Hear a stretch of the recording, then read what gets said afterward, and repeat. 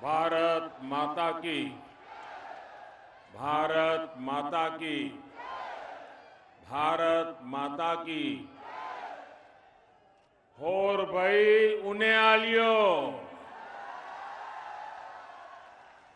कैमे हाल चाल तोड़ा ठीक ठाक हो।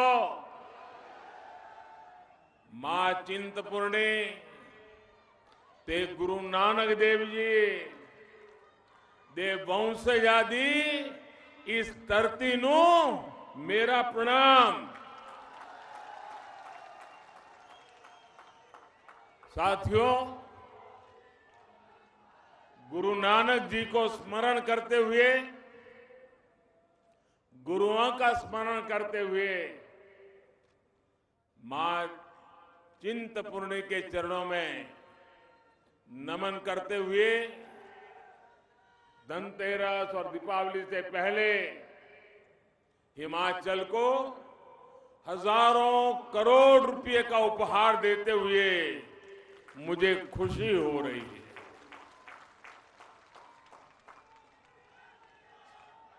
आज ऊना में, हिमाचल में दिवाली सीमाएं से भी पहले आ गई।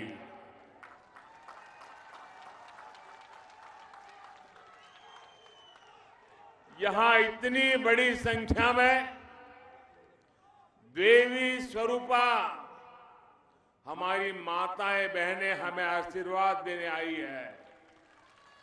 आप सभी का ये आशीर्वाद हम सब के लिए एक बहुत बड़ी अमानत है, बहुत बड़ी ताकत है। भाइयों बहनों, मैंने इतना यहां लंबा समय बिताया है कि जब भी ऊना आता हूं, पिछली यादें आंखों के सामने आ ही जाती है। ये मेरा सौभाग्य रहा। कई बार देवी मां चिंतपूर्णी देवी के सामने माथा टेकना और आशीर्वाद प्राप्त करने का सौभाग्य मिला है। यहां के गन्ने और गंडियाली का स्वाद ये कौन भूल सकता है। साथियों, हिमाचल में रहते हुए मैं हमेशा सोचता था कि इस देवभूमि को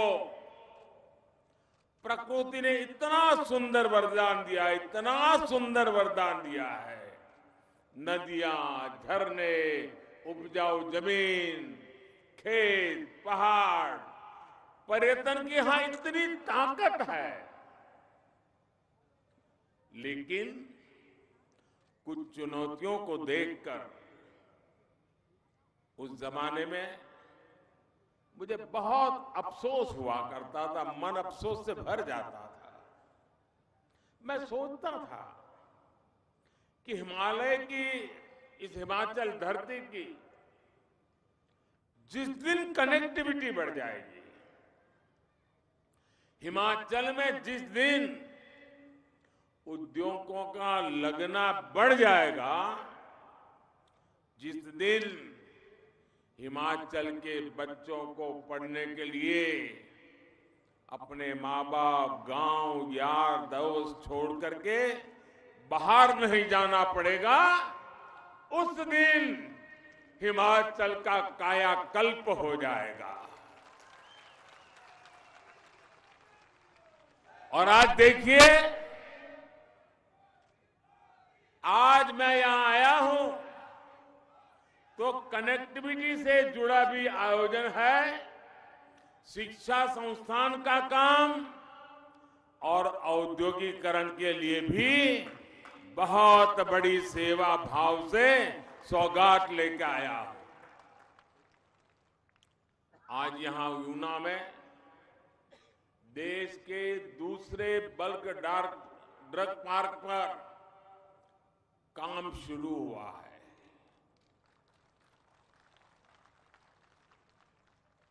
अब जरा हिमाचल के लोग सोचिए,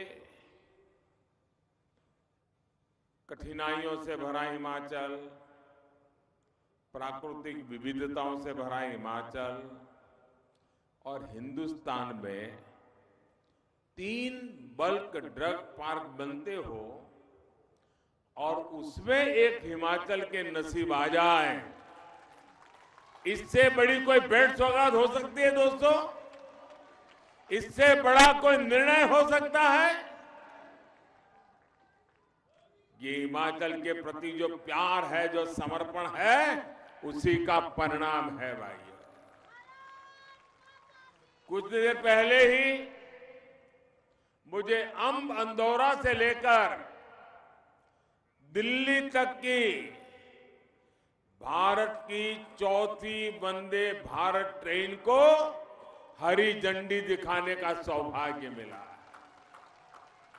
ये भी सोचिए, देश में 4थी वंदे भारत ट्रेन, इतना बड़ा हिंदुस्तान, इतने बड़े बड़े शहर, लेकिन 4थी ट्रेन अगर मिली तो मेरे हिमाचल को मिल गई।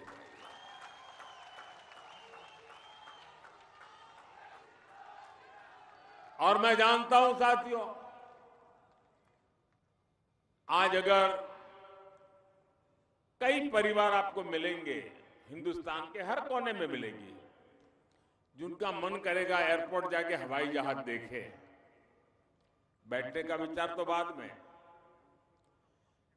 वैसे हिमाचल में पहाड़ों में रहने वाले लोगों के लिए अगर आप पूछोगे तो 2-2, 3-3, 4-4 पीढ़ियां जीवित जो होंगे, उन्होंने न कभी ट्रेन देखी होगी, न कभी ट्रेन के अंदर सवारी की होगी। आजादी के 75 साल के बाद भी ऐसी स्थितियां रही है। आज हिमाचल में सिर्फ ट्रेन नहीं, हिंदुस्तान की सबसे आधुनिक ट्रेन आके खड़ी हो गई भाई, और यहां से चल पड़ी।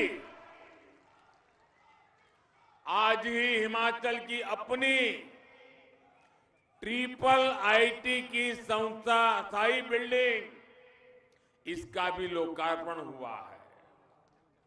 प्रोजेक्ट इस बात की झांकी है कि डबल इंजन की सरकार हिमाचल को किस बुलंदी पर देखना चाहती है।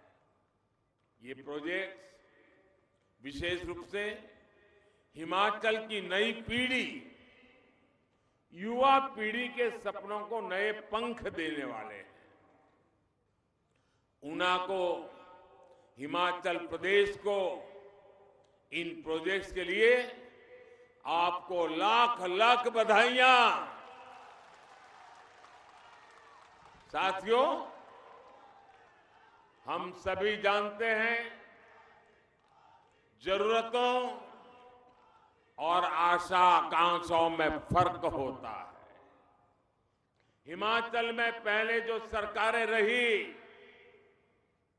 और दिल्ली में भी जो लोग बैठे थे,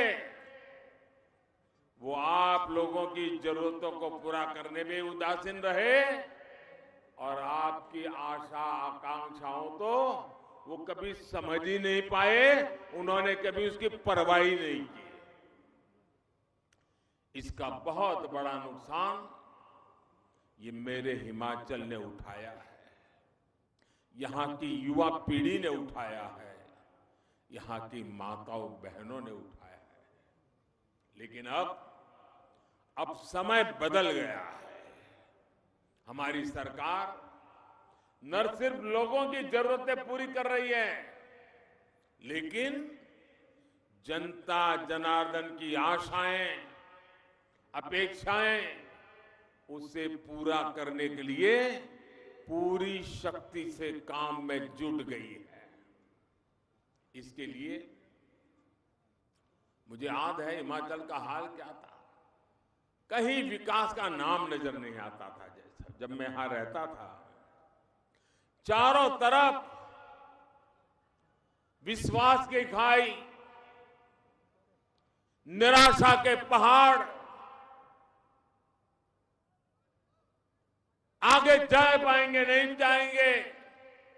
विकास के अपेक्षाओं के बीच में बहुत बड़ी खाई, एक प्रकार से गड्ढे ही गड्ढे।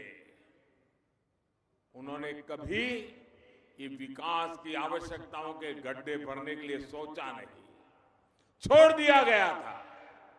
हमने उसको तो भरा, लेकिन अब मजबूती से नई इमारतें हिमाचल में हम बना रहे हैं।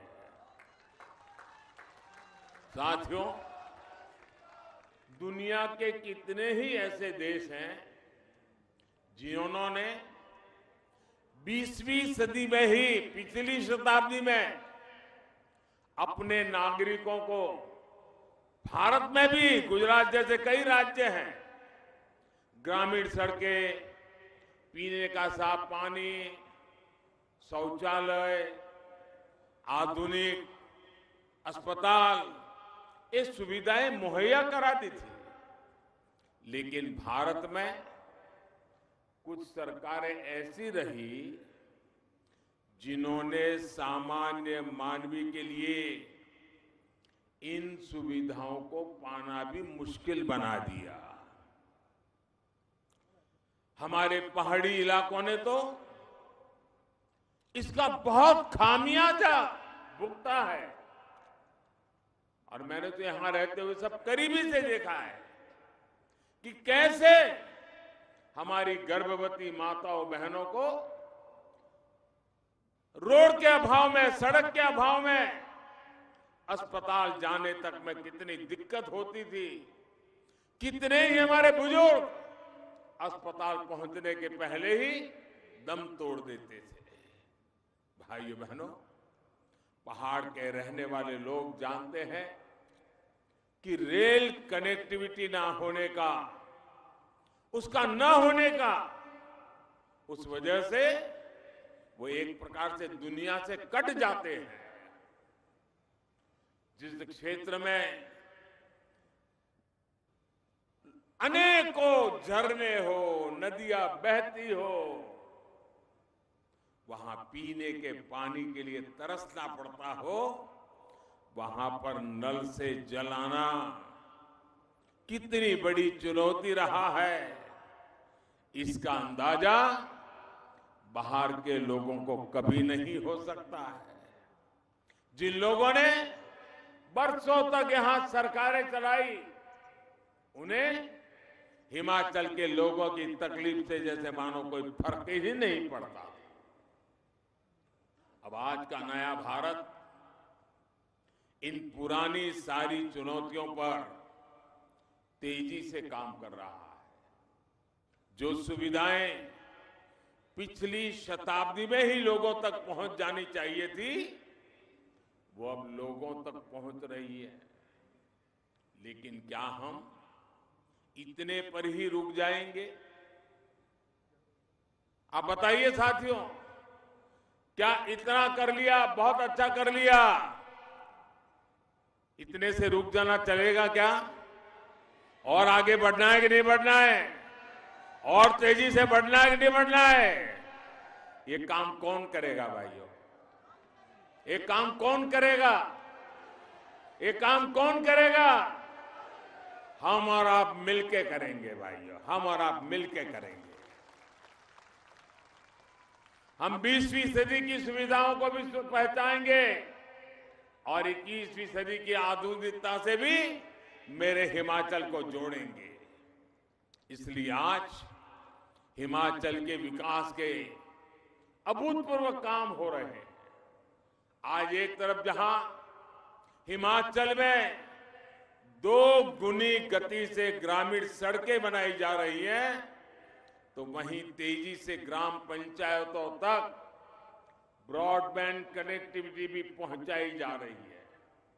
आज एक तरफ जहां हिमाचल में हजारों शौचालय बना जा रहे हैं, तो दूसरी तरफ गांव-गांव में बिजली व्यवस्था सुधारी जा रही है। आज एक तरफ हिमाचल में ड्रोन से जरूरी सामान को दुर्गम क्षेत्रों में पहुंचाने पर काम हो रहा है, तो दूसरी तरफ वंदे भारत जैसी ट्रेनों से दिल्ली तक तेज गति से पहुंचने का रास्ता बनाया जाता है।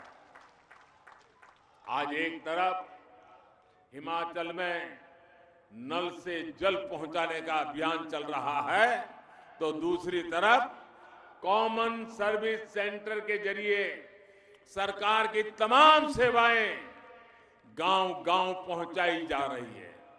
हम सिर्फ लोगों की 20वीं सदी की जरूरतें ही पूरी नहीं कर रहे हैं, बल्कि 21वीं सदी की आधुनिक सुविधाएं भी हिमाचल के घर घर पहुंचा रहे हैं।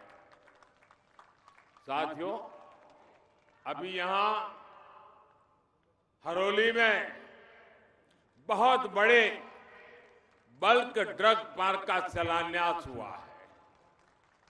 कुछ दिन पहले, जैसे जयराम जी बता रहे थे, नालागढ़ बद्दी में मेडिकल डिवाइस पार्क पर भी काम शुरू हो चुका है। ये दोनों प्रोजेक्ट देश के साथ साथ दुनिया भर में हिमाचल का नाम रोशन करने वाले हैं। अभी डबल इंजन की सरकार इस बल्क ड्रग पार्क पर करीब 2000 करोड़ रुपए का निवेश कर रही है। हिमाचल जैसे छोटे राज्य में 2000 करोड़ रुपया एक प्रोजेक्ट के लिए।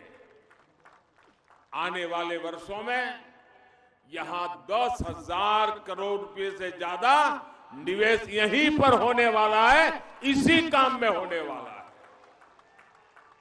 हजारों करोड़ रुपए का निवेश ऊना का, हिमाचल का कायाकल्प कर देगा। इससे रोजगार के हजारों ऐसे अवसर पैदा होंगे, स्वरोजगार के हजारों अवसर पैदा होंगे। साथियों, कोरोना काल में पूरी दुनिया ने हिमाचल में बनी दवाओं की ताकत देखी है। दवा उत्पादन में भारत को दुनिया में सबसे अव्वल बनाने में हिमाचल की भूमिका और अधिक बढ़ने वाली है। अभी तक हमें दवाओं के लिए जरूरी अधिकतर कच्चे माल के लिए, रॉ मटेरियल के लिए विदेशों पर निर्भर रहना पड़ता था। अब जब हिमाचल में ही रॉ मटेरियल बनेगा, हिमाचल में ही दवा बनेगी, तो दवा उद्योग भी फलेंगे फूलेंगे और दवाएं भी और सस्ती हो जाएगी। आज जन औषधि केंद्रों के जरिए आयुष्मान भारत योजना के तहत 5 लाख रुपए तक का मुफ्त इलाज देकर हमारी सरकार गरीब की चिंता को कम करने का काम कर रही है। ये बल्क ड्रग पार्क गरीब को, मध्यम वर्ग को सस्ता और अच्छा इलाज देने के अभियान को और मजबूती देगा। साथियों, हिमाचल के आप सभी लोग गवाह हैं कि खेती हो या उद्योग, जब तक अच्छी कनेक्टिविटी नहीं होती तब तक विकास की रफ्तार तेज नहीं हो पाती। पहले की सरकारें कैसे काम करती थी, उसका एक उदाहरण हमारा Nangal dam Talwari rail line का है। इस रेल लाइन को 40 साल पहले, आप सोचिए, 40 साल पहले एक छोटी सी रेल लाइन को दिल्ली में बैठी हुई सरकार ने मोहर लगा दी, फाइल बना दी, सिग्नेचर कर लिए, और सामने चुनाव आते थे तो लोगों के आंखों पर धूल झोंक करके वोट भी बटोर लिए। 40 साल से ज्यादा समय हो गया, जमीन पर एक रत्ती पर काम नहीं हुआ। लेकिन इतने वर्षों बाद अधूरा ही अधूरा, छूट-फूट कुछ नजर आने लगा। केंद्र में हमारी सरकार बनने के बाद अब इस रेल लाइन का काम तेजी से चल रहा है। सोचिए, अगर ये काम पहले हो गया होता तो ऊना के लोगों को भी कितना लाभ होता। साथियों, हिमाचल में रेल सेवा के विस्तार और उसको आधुनिक बनाने के लिए डबल इंजन सरकार लगातार काम कर रही है। आज हिमाचल में 3 नई रेल परियोजनाओं पर काम चल रहा है। आज जब देश को made in India Vande Bharat ट्रेनों से जोड़ा जा रहा है, तब भी हिमाचल देश के अग्रणी राज्यों में है। वंदे भारत एक्सप्रेस, ये नैना देवी, ये चिंतपूर्णी, ये ज्वाला देवी, ये कांगड़ा देवी, ऐसी हमारी पवित्र स्थान, हमारे शक्तिपीठों के साथ साथ हमारा आनंदपुर साहब, यहां आना जाना भी बहुत आसान हो जाएगा। ऊना जैसे पवित्र शहर में जहां गुरु नानक देव जी के वंशज रहते हो, उसके लिए ये दोहरी सौगात है। करतारपुर कॉरिडोर के माध्यम से हमारी सरकार ने जो सेवा कार्य किया है, उसे ये वंदे भारत ट्रेन और आगे बढ़ाएगी। मां वैष्णो देवी के दर्शन के लिए पहले ही वंदे भारत एक्सप्रेस की सुविधा थी, अब यहां शक्तिपीठ की इस आधुनिक सेवा से जुड़ रहे हैं। वंदे भारत एक्सप्रेस से दूसरे शहरों में काम करने वाले साथियों को भी लाभ होगा। साथियों, हिमाचल के युवाओं का हमेशा से सपना रहा है कि उन्हें पढ़ने के लिए उच्च शिक्षा संस्थान हिमाचल में ही मिले। आपकी इस आकांक्षा का भी पहले से ही तरह ध्यान दिया गया है। हम पहले की तरह जो रिवाज रहे बदल रहे हैं। अटकना, लटकना, भटकना, भूल जाना, ये हमारा रास्ता नहीं है। हम निर्णय करते हैं, संकल्प करते हैं, पूर्ति करते हैं और परिणाम भी ला करके दिखाते हैं। आखिर क्या वजह थी कि हिमाचल के युवा लंबे समय तक उच्च शिक्षा के प्रतिष्ठित संस्थानों से वंचित रखे गए? क्यों? मेडिकल, इंजीनियरिंग, बिजनेस मैनेजमेंट, यहां तक कि फार्मेसी तक की पढ़ाई के लिए यहां के युवाओं को पड़ोस के राज्यों में जाना पड़ता था। साथियों, पहले की सरकारों ने इस पर ध्यान इसलिए नहीं दिया क्योंकि वे हिमाचल को सामर्थ्य से नहीं, बल्कि उसकी संसद की सीटें कितनी है उस पर आंका करते थे।